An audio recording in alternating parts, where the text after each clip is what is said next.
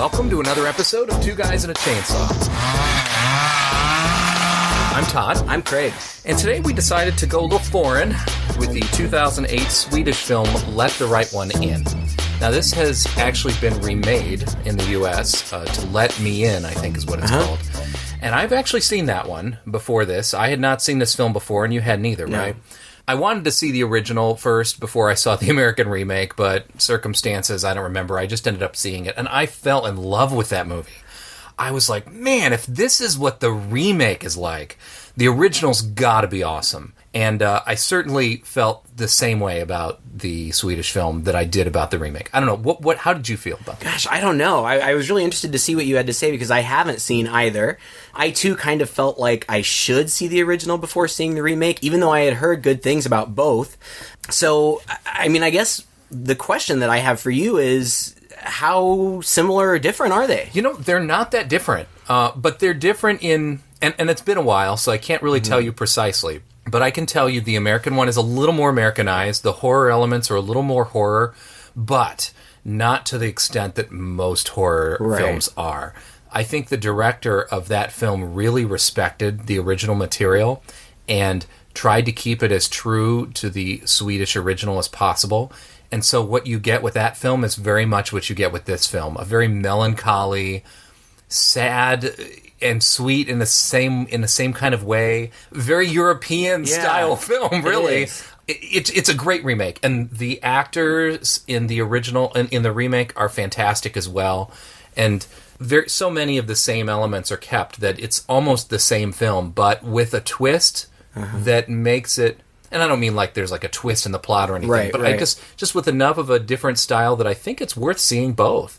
I think if you've seen one, you can totally see the other and appreciate them both and enjoy them both. Yeah, I want to see the remake now, but not tomorrow. I mean, this is it's an interesting film because I know that it got really, really positive reception, and I'm actually a little bit surprised. I'm a little bit surprised that it resonated, especially with an American audience of horror fans, because it's really different. I mean, it's not your typical horror movie. There's, gosh, honestly, with a 2-hour running time, the, like, literal horror elements, like, going in, basically all I knew about this movie was that it was a vampire movie, and that the two main characters, one was human, one was vampire, and that's it. That's all I knew. And, you know, if you take out the vampire scenes that, you know, directly show any vampire action or vampire violence, that would maybe be, what, like, 10 minutes? I mean, maybe I'm exaggerating. Yeah, but there's maybe 10 minutes of vampire violence is what you're saying. Right. Yeah, there's very little of it in this. Yeah, it's so much more seems to be, you know, I would even almost characterize it more as a drama, a character-driven drama, certainly as opposed to your average horror film and your average vampire film even. Like a drama that happens to be about vampires. Right. Essentially. Right, exactly. And I kept thinking that, you know, kind of, it's a pretty simple setup. We've got a main character, Oscar, a young blonde boy, about 12 years old, lives in what appears to be kind of like tenement apartments, kind of. Probably not. Well, I don't know. I mean, I guess if they were American apartments, you'd almost think of it as kind of like the projects. Yeah. Yeah, I mean, it seemed, you know, low socioeconomic status. And he's kind of troubled in that he's kind of different and weird, and he's being bullied at school and whatnot. And then all of a sudden, at the very beginning of the movie, these two new residents move in right next door, a middle-aged gentleman and what appears to be a young girl. And then they kind of establish this friendship, and you can tell very early on that there's something different about her. I mean, the first time that they meet, she appears off camera, but she appears silently, and she's like standing on top of this jungle gym out in front of the apartment. And she's talking to him, and when she jumps down, I mean, there's a slowness in her fall that's not natural. So you know what you're getting into. And then, really, the whole movie is just kind of about their relationship. And there are these little ancillary things going on in the boy's life but it's really just all... Yeah. I mean, it's hard to describe. It is. You know, I found the boy to be highly relatable. I feel like this boy goes through a lot of what I went through as a kid, you know. I was a little bit more of the silent type for a while. At least I could be. Mm-hmm. I think everybody at some level feels when they're 12, which is how old he is, kind of withdrawn, a little tentative. You're starting to get to puberty, but maybe you're not quite there yet. And then his school situation where he's being bullied. We kind of jump in the middle of it, really, where we learn that Oscar is being bullied by this guy named Connie. I think it's one of the first things. And actually, maybe the first line of the film is, squeal like a pig, squeal like a pig. And it's a little weird, but we realize that it's Oscar saying it. At first you think it's to somebody else maybe in his room, and he's playing with a knife. But you later find out that it's Connie who's calling him a pig and probably has used that on him. Yeah, like that's what they taunt him with. And so it kind of in his little revenge fantasies, he's turning the tables on them. Yeah, and that's really what I think it's almost all about, is his revenge fantasy in a way. Even when she first appears to him is when he's outside with a knife doing the same thing. He's sticking it in a tree almost as though he's defending himself against these bullies that he absolutely is not going to defend himself against. Right. He's the kind of kid who is just going to sit there and take it and close his eyes and hope that they go away, and that's essentially what happens every single time. Well, and you feel for this kid because it's brutal bullying. I mean, God, we all experience some bullying in our lives for whatever reason, but you know, there's these three kids. It's Connie and then his like two lackeys or whatever that are just ruthless. I mean, it's verbal abuse, it's physical, and you know, I work in a school. I think, my God, surely these things don't go on and we just don't know about it. I certainly hope not. These teachers didn't seem to be particularly aware of all this going on. And so you relate to him. If you don't relate to him, I think you have to at least feel for the poor kid. It's sad. And there's kind of that tone of sadness throughout the whole thing. There really is. And it's interesting how it's a juxtaposition, really, of the sad loneliness of him in his childhood, adolescent self, and the loneliness of Ellie, the girl, in her vampire self. Right. They're much two sides of the same coin in a way. Yeah, and they're both very isolated, and I think that's kind of what draws them together. I mean, initially she says to him, you know I can't be your friend. And he says, well, what makes you think I would want to be your friend? So both of them kind of have their guard up at the beginning, but then they obviously, you know, see something in one another that they can relate to.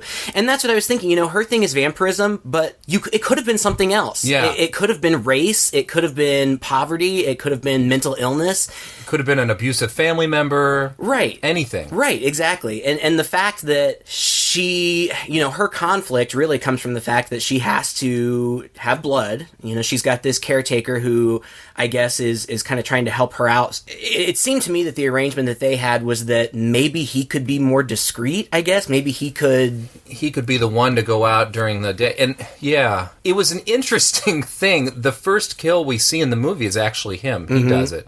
And he is standing, you see him pack up what's essentially his kill kit, right? Yeah. He's got a gas mask some kind thing, of ether. and some kind of ether attached to it, a bucket and a funnel and a knife, and he just packages, and a little jar of some liquid. He packages it all up and stands by the side of the road at night under a street lamp. I mean, pretty well lit area, but it seems to be like a public park. Yeah, but clearly we're out isolated a bit, but not way out in the country. Because as he's standing on this road that we haven't seen any cars pass down, behind him, through the woods, which are not full of trees, it's snowing. It's a snowy place in Sweden. It's bright. There are cars in the distance passing by on the highway. So this guy just walks towards him, and he says, can you tell me the time? And this guy says, no, I don't have a watch. Hey, what is that you're holding? And he said, oh, this is a halothane, or whatever that is.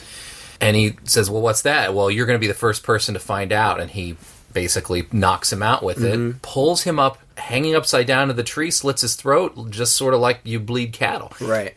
And it's odd because it's almost out in the open. Yeah. You know? I don't know. It's just it begs weird. a lot of questions. It begs a lot of questions and things that I was wondering about. At first I thought, well, maybe he can be more discreet because later on, this attempt is foiled because he's in a public place. People show up and he just has to abandon it and he leaves with nothing. And when he gets back, Ellie is angry with him and says something like, am I supposed to take care of myself? You're supposed to help me. Yeah. Something like that. So it seems like he's in a position of caregiver, maybe because later on when she does attack somebody, it's very animal and it's supernatural in a sense, and she is observed. Yeah, she's seen. Right. So maybe I guess the theory is that he is trying to be more discreet or can be more discreet or something, but he's not. No. And that's the thing. Like he almost gets caught that time, and then the very next time he goes out to try again, he's pretty obvious, and he gets caught again. It had me questioning, is he maybe ready to be caught? Yeah, I was just going to say that. I got that feeling, like he's at the end of his rope, and he doesn't have much to say to her when he gets back. He's kind of quiet about it all, and I do get the sense that maybe you're right. Like, this has been going on for so long that he's tired, and he's ready to be caught, and so he's getting sloppy, in a sense. Well, and now... See, and it just makes me wonder about the nature of his relationship with her. Oscar asks her how old she is, and she's evasive. He asks her twice, and she says about 12 the first time, and then she says later when he asks again, when he finds out that she's a vampire, she says, 12, I've just been 12 a long time. So this guy, I presume, has been with her for a while. I found myself wondering if he had at one point been a young boy that she had befriended and had enlisted to be her caretaker, because there also seems to be some jealousy on his part when she starts forming a relationship with Oscar. He doesn't seem to like it, and he doesn't want her to be around, and it seems like he really has affection for her and a desire to protect her. So maybe it's a jealousy thing, and maybe when he sees that somebody new is in the picture, maybe that's a way out. I don't know. It's very possible. I feel like that's pretty strong, and that's part of what makes this movie so sad, I think, is that you're watching this relationship develop. Well, and remember, at that one, it's before he goes out for his last kill, before he's completely caught. Mm-hmm. He's packing up his kit, and we're getting to see a little closer that jar of some liquid that he has for the first time. It almost looks like pickle juice. Who knows what it is. He turns to her, and she looks at him, and I believe that's about the time when he maybe says, I don't want you looking at her, I don't want you getting together with that boy again. She just looks at him, and she tenderly touches his cheek. Mm-hmm. But she doesn't say she won't. Exactly. And you almost see the writing on the wall at that point, and especially I feel like by the end of the movie, oh my gosh, it's like here they've developed this relationship, and but this has probably happened before. This is what happened with her and this guy. This guy sees it happening because it's him, and that's why his last kill doesn't really go out. He's really phoning it in by that point, It's true. He goes by the school where the kids are swimming. Well, and he's very that's so weird. Like when he's watching them play basketball or something, right through the window, right, standing right in full frame. I mean, could that be any more suspicious? Some middle-aged guy standing outside watching young boys play basketball. I think that would raise some eyebrows. It would. And he strings this kid up in there, and his friends are still outside smoking. I mean, there's almost no effort. And when the friends do catch him, he just goes into the other room and pours what we now learn is acid all over his face. I thought he was going to drink it or totally kill himself. I did too. I guess he was just disfiguring his face. So that he couldn't be recognized because townspeople had seen them together, and because his first murder was botched, and so they know there's a murderer out there. Then somebody local, somebody that they see regularly, witnessed her kill somebody. Didn't get a good look, but he thinks that people will put two and two together, so he disfigures himself. But really, it only seems to be...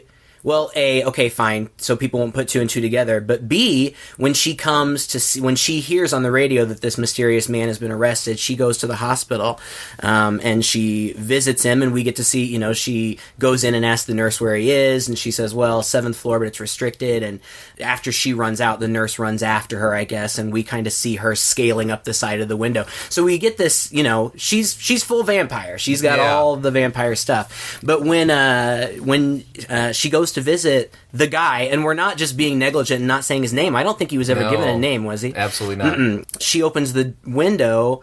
He's disfigured, so he can't invite her in, but he leans out, and it seemed an offering, a sacrifice. Yeah. He sacrificed himself to her. So I almost think that he intentionally didn't kill himself, that he wanted to be for her. Kind of her last meal. Yeah, I guess. Or his last their offering last thing to her. right, exactly. Yeah. The film just goes on like this, but it mostly focuses on the relationship between the boy and the girl, and I feel like it develops very naturally. He writes up Morse code at school so that they can communicate through the wall because their apartments are right next to each other. He shows her the Rubik's Cube, and she doesn't know what a Rubik's Cube is, which is also another weird clue, right? And she solves it, and he's interested in her. There's this... It's bordering on romantic, but it's about as far romantic as 12 years old can get, which is part of what's so sweet about it. It is. It's like they don't know what to do, or at least he doesn't know what to do. And she, because she's not really human, in a sense, or she says she's not a girl. I really like this moment in the movie where they're at it's a point where she comes back from when she kills the man, I think. Yeah, she killed this local guy who everybody likes. His name is Jock, and it seems that she deteriorates if she doesn't eat, and at some point she just has to. And that's the guy that somebody witnessed it. Right. He asks her, and then they go to a fair, right? A carnival of some kind, or at least there's some food outside, and they're around a door, and he hands her some food and says, "Here, have one." And she looks at him and says, "No." And she looks at him for a while, and he looks at her, and then finally she says, "Well, maybe I can just try one." She takes it, and then the next scene is of her retching. She can't eat anything but blood. I guess, is that vampire lore too? Or I think it depends. It is in this movie. But it's a touching moment where she obviously doesn't want to disappoint him, so she's going to do something that is going to hurt her. And she does this multiple times through the film. He goes over back and he consoles her and he hugs her, and you get sort of that first tender moment. Yeah. She doesn't really know what to do. Her arms are by her side. And she asks him, "Do you like me?" And he says, "Yes, I really, really do like you." And she asks, "Would you like me if I weren't a girl?" And he's, "Yeah." Is what he says. Absolutely. It doesn't even matter to him. Right. There's another part, another very tender, sweet part where she, I think again it's after a kill. It's after she kills her caretaker, I believe. Right. She comes to him, to his window, which is on the second or third floor, but he's kind of sleepy and, he's sleeping, but she knocks on the window and asks to be invited in, and he invites her in. And she says for him to close his eyes, which he does, and she disrobes and gets into bed with him. And there was a part of me that thought, this could border on kind of weird, they're very young, but it didn't. It was just kind of innocent and sweet. The fact that she disrobed was just kind of secondary. I don't even know what the point was, really. Yeah. But again, he asked if they can go steady, and she initially says no, and he protests, I guess, and she says, "I'm not a girl." And he says, "Well, are we going to go steady or aren't we?" And it's a cute kind of back and forth. It's that kind of thing probably I had this experience where it's like, "Do you want to go out with me?" "Oh, I don't know." It's just, it's very 12 years old, and it's kind of sweet. I was reading online. Now, this is very ambiguous in the movie, and I don't know how they handled it in the American version, but I was reading online that in the novel, the source material novel, Ellie is actually an androgynous boy who was castrated at the same time that he was turned into a vampire. Oh, wow. Now, that's all I know. I don't know why. I don't know the context. In the movie, there's a scene where she takes a shower at his house, and then he gives her a dress of his mother's to wear, and we get a quick glimpse of her genital area, which just seems scarred. I didn't really know what to make of it. But apparently, they don't really go out of their way to address it in the film, but they leave it ambiguous enough, and there's enough suggestion that she maybe really is or was a boy. And I agree with you that the fact that it wasn't an issue for him was sweet and something that you don't really see very often. And maybe it's because he's a child and, he doesn't really have a developed sense of what romance and that kind of thing is. Well, that's true. And children, their sexuality is flipping and flopping a lot, when you're a kid up until, you kind of solidify things as an adult. So it's really kind of true to life in a sense. Yeah. And the fact that this kid is so lonely, his mother just seems to, she's there, and they seem to have a nice little relationship. But there are nice moments between them. She's not really there, and her dad, we have a scene later with his dad, and he's drinking, and there's a clear distance between them. Right. I mean, if the first scene between him, he goes and visits his dad on the weekends, and the first scene is very nice. He seems to have a really nice time. They go snowboarding or what are those snowmobiles? They go snowmobiling, and it seems like they have a really nice time. The second time around, a friend comes over to visit the dad, and they start drinking, and you can tell that obviously there's some underlying issue there. But there's again, something creepy and weird about it. Yeah, but it's so secondary to the plot. It's almost just kind of establishing his world. Yes. And even though he does seem to really have a fondness for his dad, there's clearly problems too. Yeah. And so again, it's just another one of this poor kid. Well, yeah, and this kid would latch on to anything. This kid would latch onto a cat if it showed him attention, So it all makes perfect sense, and it's played out beautifully, I think, and slowly in a way that it's very believable and understandable. Yeah, I think a lot of that is owed to the performance. I mean, the actors here are great. I mean, it just seems so natural. The two young actors really have, I don't know if you'd call it a chemistry, but it seems like we're looking into a real scene. It doesn't feel forced. It doesn't feel acted. It's subtle. Mm-hmm. It's not over the top. It just feels like a real developing relationship. I'm still a little bit conflicted. I can't decide if she or he, whatever, is it sweet and romantic, or is there a darker side to where she's kind of seducing this boy and maybe taking advantage of where he is in his mind? Well, I think there's a neediness on both of their ends. It's almost one of those tragic stories where she is so needy that she is, in a way, I think, seducing him, and selfishly. But in the same sense, he's also extremely needy. The only difference here is that she's presumably, I don't know, maybe hundreds of years old. Right. And she's been through this before, and he is actually 12 and not sophisticated enough. That would tip the scale a little bit in the direction of maybe she's more the predator here. And it just, it makes me wonder about the lore and the laws that they're following here, because it varies from vampire story to vampire story. I typically, when I think of young vampires, I think of old souls in young bodies. I mean, there may have been some suggestion here that her maturation was suspended along with her physical growth, so maybe she still has the mind of a 12-year-old. I don't know. I mean, she's obviously a little bit more worldly than him, and she does help him. She's the one that tells him, if you're being bullied, hit back. If you hit back, they'll stop bothering you.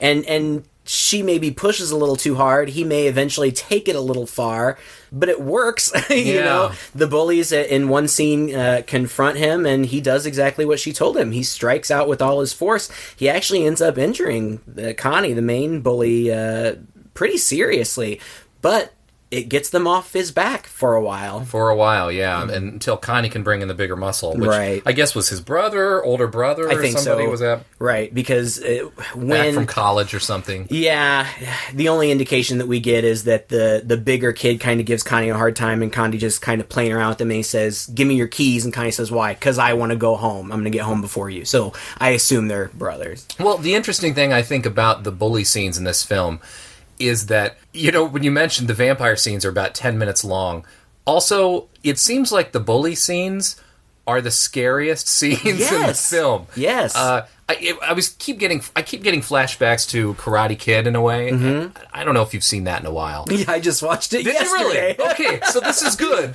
This is crazy that you watched it yesterday, because I saw it maybe a year or two ago for the first time in a long time.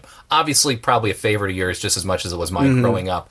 But watching it now, those scenes of bullying are brutal in that film. You really don't... They candy coat that nowadays, really. But those guys are relentless on him to a really disturbing degree. And that is how it felt in a different way with this film. That film is just relentlessly violent. I mean, they jump him and they beat him up like crazy. But in this film, it's extremely foreboding. As soon as the bullies come on the screen, I'm thinking in particular about maybe the second scene where he leaves the school and he's walking. And as he walks by, you see two kids kind of blurred out in the background, but slowly coming towards him. But the camera keeps panning with him. So those kids drop out of frame, but you know they're behind him. And then as the camera pans over, suddenly the bully comes into view and he stops there. And then the kid stops. And then those kids come behind him. It's this slow ambush like you'd get in a horror film. You know? It was really tense and very scary. And then that scene, you know, they torment him. And like Todd said before, I mean, at this point, he really just takes it. One of them holds him while the others whip him with like a stick switch. And gosh, these scenes are just so weird, not only in that they're really scary for him, but even the bullies themselves, like, they're not enjoying it. No, I mean, it's almost like I don't even know how to describe it. There's one bully in particular who takes the switch and starts hitting him, but then, like, really gets into it and is, like, almost crying or weeping as he does it. It's really, it's kind of strange. I mean, I think it's meant to suggest that Connie really kind of has power over these. He's really more the brains, and he lets other people kind of do the real dirty work.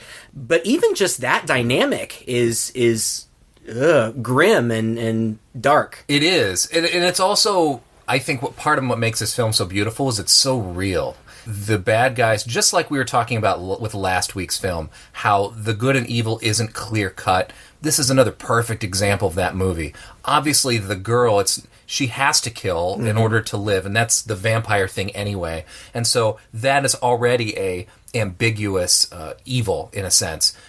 The same way with these bullies, except for Connie, who seems to be the most biggest jerk. His friends even don't seem to want to go along with it. Yeah, it seems like they're ambivalent at least. Yeah. And even by the end, Connie himself can be pushed too far. Right, we see that as well.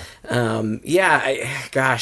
don't know. I mean, there's also, we're kind of neglecting, there's this other little side story where the locals are kind of getting up in arms and they're angry about, Jacques, who had been very popular with all of them, and they're getting suspicious. And I don't know how much there is to really say about that, except for that they are kind of investigating in it. In a very lame way. Yeah. And one of them, there's only one woman in the group, Ginia, her boyfriend, Lackey, is really, really upset at Jacques' death, and he knows a kid did it, and he wants to find this kid, and he says if he found the kid, he'd tear him apart.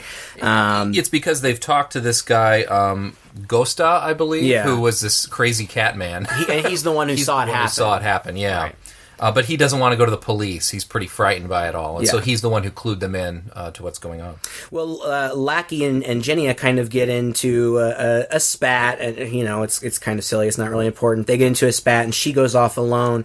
And he goes taking off after her. Oh, gosh, I failed to mention the context for this scene. Ellie is hungry because Oscar has taken her to kind of a special secret spot where the bigger kids go. It seems like kind of a make-out place or something. But he's only 12. Right, he's only 12. He's kind of, he's doing kind of the big kid thing now that they're going steady. But he doesn't even understand himself what the big kid thing is, does he? No. Surely not. To him, the big kid thing is this Blood Brothers type pact. Yeah, right? And, unwittingly, he wants to do a Blood Brothers thing, so he cuts himself, and then the blood is dripping, and she's freaking out, and eventually she can't control herself. She gets down on the floor and laps up the blood, and then she runs away and runs up a tree, and that is, unfortunately for Ginia, she walks underneath the tree and is attacked, but Lackey is right behind her and is able to shoo Ellie away. Eventually, what happens is Ginia turns to a vampire, and we kind of see, that's a difficult transformation, and she doesn't want to be a vampire. And eventually there's an amazing scene where she has, she's been hospitalized. She's told Lackey she doesn't want to live. She knows she's infected, but of course he won't do anything to help her. But the next morning, an orderly or a nurse or something comes in and is going to take off her restraints and whatnot. And she asks him to raise the blinds, and he does. And she just erupts in flames. Just a really cool shot. Yeah. And right before she erupts into flames, the camera, it's not a zoom out, but it cuts back to far back in the room, so the whole room is just framed, in the center of this wide shot, and you just see these flames just erupt and then spread across the ceiling. A really cool effect, but I kind of have a feeling it was just a way for them to show us what happens. You know what I mean? Mm-hmm. Didn't really seem all that important. Yeah, you could have taken that subplot out of there entirely, really. Except for, I don't know, does Lackey put two and two together at that point that we're dealing with vampirism? He must, because he eventually goes to invest. They know where she lives. Yeah. Because they all live kind of in this same area. And so he goes there. And this is getting very near to the end of the film. We're kind of glossing over some things. But before this guy, Lackey, shows up at her house, Ellie has had a talk with Oscar saying, you've wanted to kill before, haven't you? And he kind of is reluctant. And she says, but if you could, you would like it. And it seems that this is the point where she is trying to recruit him into the position of her new caretaker. Yeah. And so when Lockie comes to her, this is at night when they have that conversation, and then the next day, Oscar goes over to her apartment, and there's a note. She's left him several notes throughout the course of the movie, but there's a note that says, "I'm in the bathroom. Please don't come in. Come back and see me later." Yep. At the same time, Lackey comes in, and Oscar hides. As Lackey is looking around, the bathroom door is locked, but he jimmies it and he gets in. And she's got set up kind of, I guess, the equivalent of a coffin in her bathtub. And she's kind of buried in lots of layers of blankets and things. But he uncovers her, and then he takes a knife, and it appears he's going to kill her. And from behind, we see Oscar coming, and he has his knife drawn, and appears like he's going to be ready to do what he has to do to protect his friend. I don't know if it's fortunately or unfortunately, she wakes up and she attacks and kills Lackey, so Oscar doesn't have to.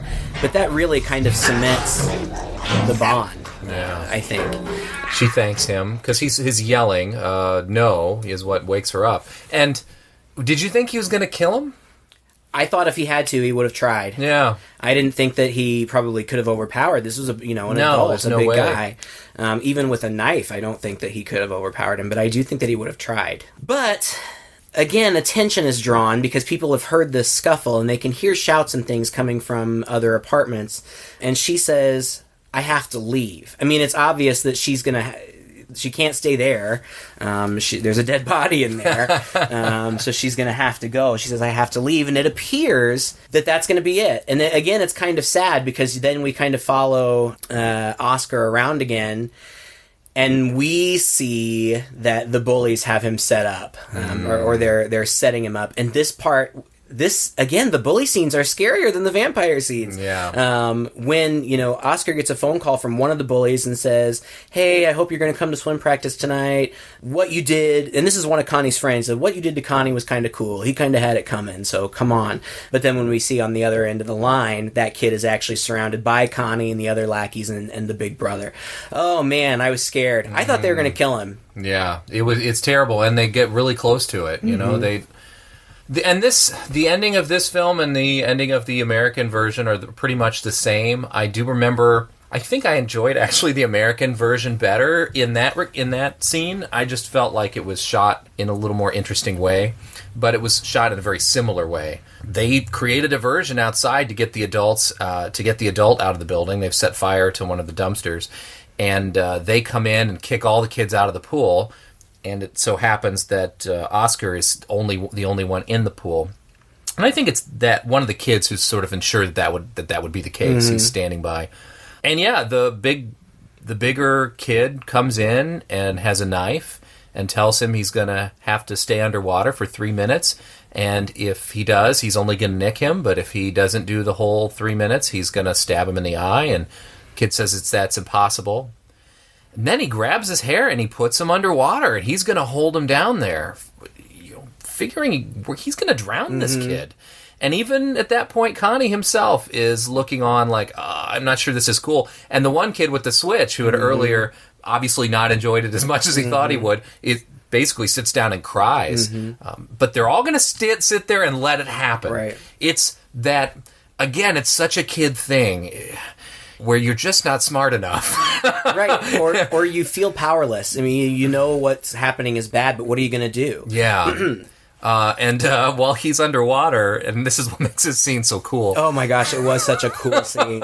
So you see a leg go by and some feet get dragged through behind him. Right, on the surface of the water, and you can hear, I mean, you have that underwater sound, that interference of underwater, but you can kind of hear these muffled screams and shouts from above the surface. And like you said, there's my favorite one, I think. Well, first you kind of see a leg or something go right in front of you, in front of the screen, and then you see kind of off behind Oscar, these legs get dragged all the way down the length of the pool, and then pulled out. And they're right, and then a head gets thrown in there, and then that hand that's that arm that's holding his head falls away. Yeah. And it's torn severed. Off, right. And he gets pulled up very tenderly and just looks in the face of this girl. And it's interesting. It's an interesting moment for me. I think symbolically it's interesting. It's almost a baptism of a sorts. Yeah. You know, where when he comes out of the water now, he's fully ready to join her and leave this horrible life that he has. Right. But also, his eyes are closed through this whole thing, and it almost seems like he's going to give up. Yeah. He doesn't really struggle. Even when the arm drops away, he's still there. And even when she pulls him up, he's not gasping for breath or anything like that. And he's been down for, I don't know, at least 60 seconds. Yeah. It's almost like he would have been content to die right there. Right. Because she was gone. Mm-hmm. But she's not. Yeah. And she's there, and she protected him, and they just kind of share this meaningful glance. And then it cuts back to some snow, just, a snowy screen. Which is how it started. Mm-hmm. And I thought that was just going to be the end. And I thought the credits would start to roll. But then there's another scene, a very, very brief scene, where you see Oscar sitting on a train, and it's daylight. And next to him is a cardboard box. And from outside of the cardboard box, you hear the knocking and scratching that they have been doing their Morse code through the walls. So the implication is that they're running away together, and this may be the start of a long relationship between the two. Yeah, until he becomes the older guy, right. And he gets tired of it. And that's what's so sad. It's bittersweet. Tragic about it. But he's clearly the happiest he's ever been.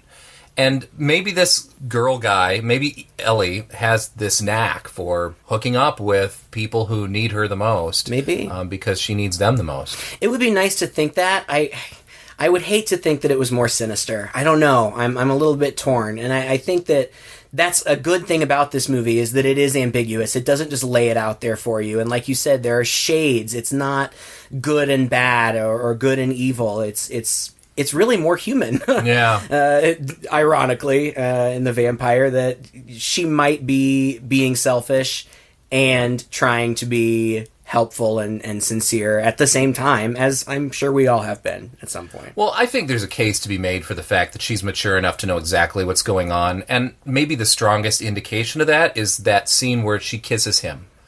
And we see briefly a flash of an older-looking Ellie. Yes. And that, to me, was almost trying to hammer home the idea that even though she's a 12-year-old girl, she is not 12 years old mentally. I think you're right. So I think there's I think you could make that case about this being a little more sinister. She knows exactly what she's doing. And yet, maybe this is the best place for him. Maybe he would have died anyway. It's really hard to say. I was reading that the director of this film, Tomas Alfredson, wasn't interested in doing a vampire movie. So he deliberately toned down aspects of the novel that were maybe more vampiric or, whatever, and clearly focused more on the relationships. And I think that was an effective choice because it's what makes this film stand out. It does. It does make it stand out. And, we've talked about really how little there is in terms of vampire action, but what is there is actually pretty good. I mean, the first attack that Ellie makes, I thought was really effective. She pretends, this is when she attacks Jacques.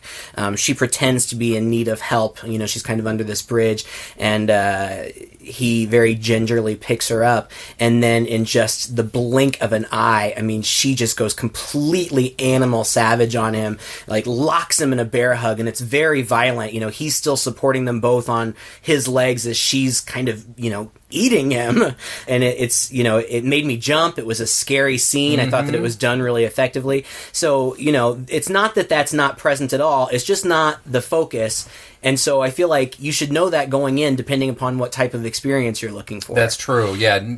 It still has its moments of brutality. And yet, even in there, it's delightfully emotionally ambiguous, because when she's done with him, it's almost like she starts crying. She does.